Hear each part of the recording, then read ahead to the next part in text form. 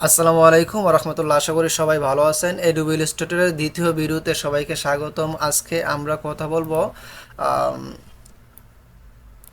Selection tool, তারপর এই যে রোটেট রেক্ট্যাঙ্গেল টুল, তারপর এখানে দেখেন ডিরেক্ট সিলেকশন টুল আছে, এইগুলো নিয়ে। ঠিক আছে, তো এর আগে আমরা ভিডিওতে দেখেছিলাম কিভাবে একটা নিউতে গিয়ে একটা আর্টবোর্ড নেবেন এবং এটাকে কিভাবে সেট আপ করবেন। ঠিক আছে, তারপর এই যে আর্টবোর্ডটা যদি ধরেন দুইটা নেই, তাহলে একটাকে কিভাবে আমরা রিমুভ করব, এই যে। ঠিক আছে, এগুলো এই এই এই টুলটার ব্যবহার একটু দেখাইছিলাম। তো যাই হোক, আজকে আমরা কথা বলবো selection tool, direct selection tool, তারপর এখানে আছে রেক্টাঙ্গল টুল। ঠিক আছে, তো দেখেন সিলেকশন টুলটার কাজ কি। সিলেকশন টুলটার কাজ হচ্ছে, দেখেন এইখানে একটা, আপনারা দেখতে পাচ্ছেন একটা পেপার আছে বা একটা আর্টবোর্ড আছে। তো এই আর্টবোর্ডটাকে যদি আমরা লড়াচড়া করতে চাই, বা ধরেন যে কোনো রেক্টেঙ্গেল বা যে কোনো আপনার এই কী বলে ডিজাইনের এলিমেন্টে যদি আমরা নড়াচড়া করতে চাই, তাহলে সিলেকশন টুলের মাধ্যমে আমরা ইজিলি করতে পারবো, বা এটা দিয়েই করা হবে ইনশাল্লাহ। তো দেখেন, আমি যদি এখান থেকে একটা এই যে রেক্টাঙ্গুল টুলে গেলাম। ঠিক আছে, এই যে একটা রেক্টাঙ্গুল নিলাম। ঠিক আছে, রেক্টাঙ্গুল নিলাম, নেওয়ার পরে এটাকে এই যে দেখেন।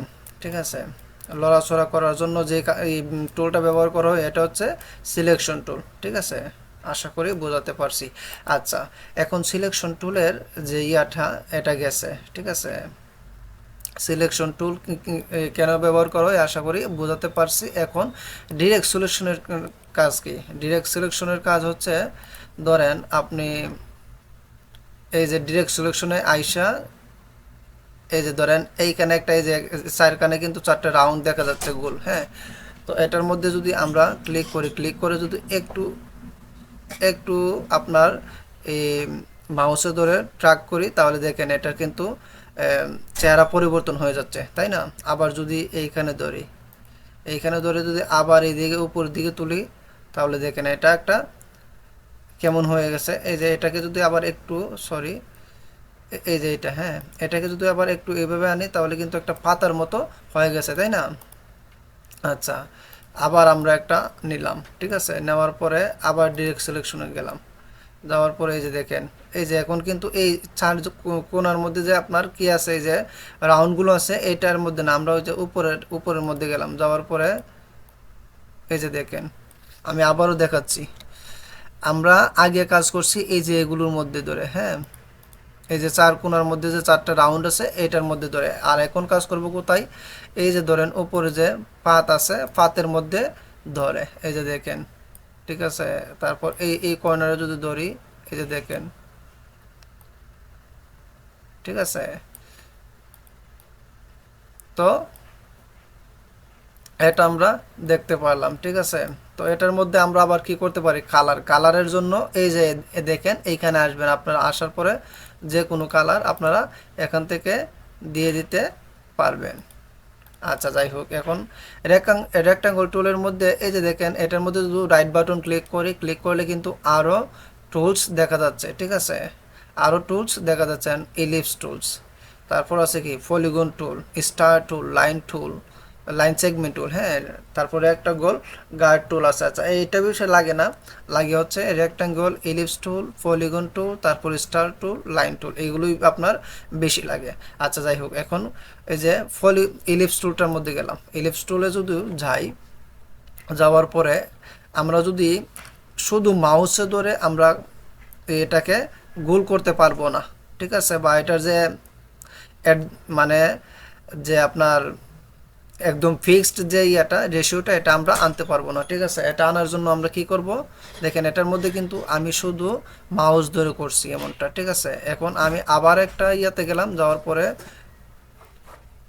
কোন শিফট অল্টা ধরে, শিফট এবং অল্টা ধরে, আগে শিফট এবং অল্টা চাপবেন, চাপার পরে এই যে এটার মধ্যে মাউসের ড্রাগ করবেন এইভাবে, তাহলে কিন্তু দেখেন একটা মানে সেম আকারে, মানে একদম স্মুথলি এটা সোজা হয়ে ইয়ে হবে, মানে এটা বড় ছোট থাকবে না। ঠিক আছে, এক সমান সমান্তরাল থাকবে।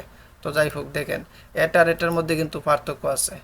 আমি আবারও বোঝাচ্ছি, আমি যদি কিবোর্ডের শিফট এবং অল্টা, শিফট এবং হোল্ডটা না চেপে ধরি তাহলে কিন্তু এটার যে সেম মানে এক সমান যে সাইজ এটা কিন্তু আমরা পাবো না, এটা উর্সা লম্বা হয়ে যাবে। এই যে দেখেন আপনারা, ঠিক আছে, এই যে দেখেন। আর সেমটাকে যদি আমি আবার নিলাম, এটার মধ্যে ক্লিক করার পর শিফট অল্টা, কিবোর্ডের শিফট এবং অল্টা আগে চাপবো, চাপার পরে মাউসটাকে এইভাবে এই লেফট বাটনে আপনার ধরে এইভাবে ড্র্যাগ করে দেবো। দেখেন, এই যে দেখেন, ছোটো বড়ো করলে কিন্তু এক সমান হচ্ছে। তো আশা করি আপনার, এটাকে আমি একটা ভিন্ন কালার দিয়ে দিচ্ছি, ঠিক আছে। তো আশা করি ইলিপস টুলটা সম্পর্কেও আপনাদেরকে বুঝাইতে পারছি, ঠিক আছে।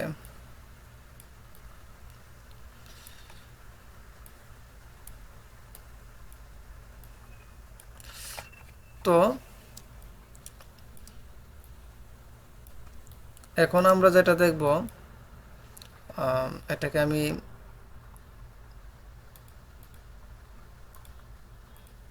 ওকে, তো আমরা এখন দেখব পলিগন টুল, ঠিক আছে।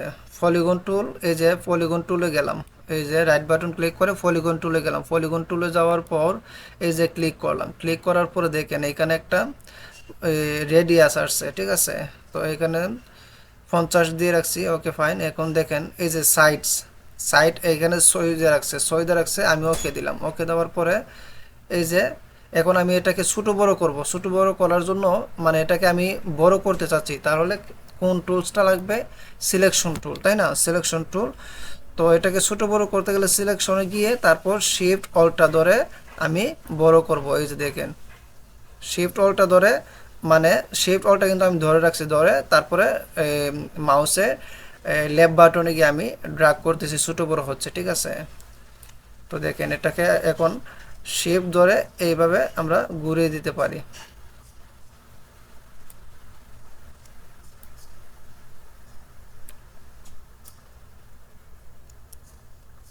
ওকে, ঠিক আছে। তো এটা আমি এক পাশে রাখতেছি। এখন আবার গেলাম, আবার গিয়ে এখানে এই যে রাইট বাটনটা এখানে ক্লিক করলাম, ক্লিক করার পর আমি সাইড দিয়ে দিলাম 3, মানে দেখেন একটা ত্রিভুজের মতো একটা ইয়ে করতেছি, ঠিক আছে। তারপর আবার যদি যাই, ধরেন আমি এখানে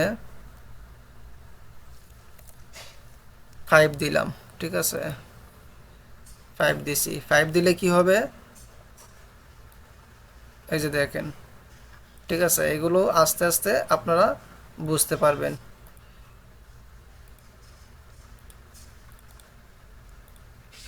কালারটা আমি চেঞ্জ করে নিচ্ছি।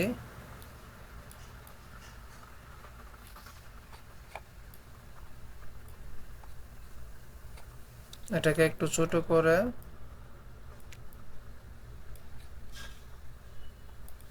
Ctrl+2 দিয়ে লক করে নিচ্ছি এটাকে, তারপরে এইগুলোকে একটু ছোট করে আর্টবোর্ডের ভিতরে নিয়ে যাচ্ছি।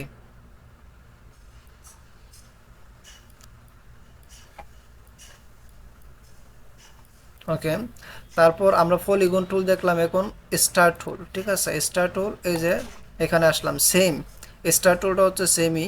আপনারা দেখেন এখানে 12 দিলাম, 12 দিলে এখানে আসছে যে এটাকে ধরে আবার কিন্তু আমরা কি করব?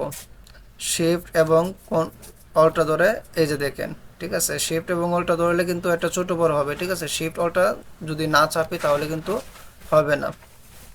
তো এটাকে আমরা কালার করতে পারি, যে কোনো একটা কালার দিয়ে দিলাম। আবার স্টারে গেলাম, যাওয়ার পরে এখানে আবার এখানে এই এটার যে পয়েন্টটা আমরা কমিয়ে দিলাম। কমিয়ে দিলে দেখেন 6-এর মধ্যে রাখলাম। 6-এর মধ্যে রাখার পরে আবার শিফট অল্টার দিয়ে এটাকে ছোট বড় করে দেখেন, ঠিক আছে।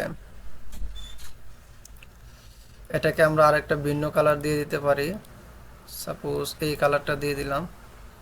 ওকে, এখন আবার যদি আমরা যাই, ঠিক আছে, 40 দিলাম। আমি আপনাদেরকে পার্থক্যগুলো দেখাচ্ছি, ঠিক আছে। আপনারা চাইলে এই যে দেখেন, এই যে এটা যে বানাইছি, এইগুলো কিন্তু আপনারা আস্তে আস্তে দেখতে পারবেন এবং বুঝতে পারবেন। তো এটাকে আমি একটা ডিফারেন্ট একটা কালার দিয়ে রাখি। এটা না, এটা না, এই যে এটা হলুদটা, এটা মেবি একটু ফুটে উঠছে, ছোট করে দিচ্ছি, শিফট অল্টা চেপে ধরে ড্রাগ করে ছোট করে দিলাম। ওকে, এটাকে আচ্ছা লাল দিলে মেবি ফুটবে। আচ্ছা যাই হোক, আমি রেড কালারটা রাখি। ওকে, তো আমাদের কিন্তু এখানে সবগুলো রেক্ট্যাঙ্গল, ইলিপ, তারপর পলিগন, স্টার, এই চারটা কিন্তু দেখানো হয়েছে। এখন আছে লাইন টুল। ঠিক আছে, লাইন টুলটা আমরা কিভাবে নিব? লাইন টুলটা এইভাবে নিলে কিন্তু সমান আসবে না। ঠিক আছে, এইভাবে টান দিলে সমান আসবে না। সো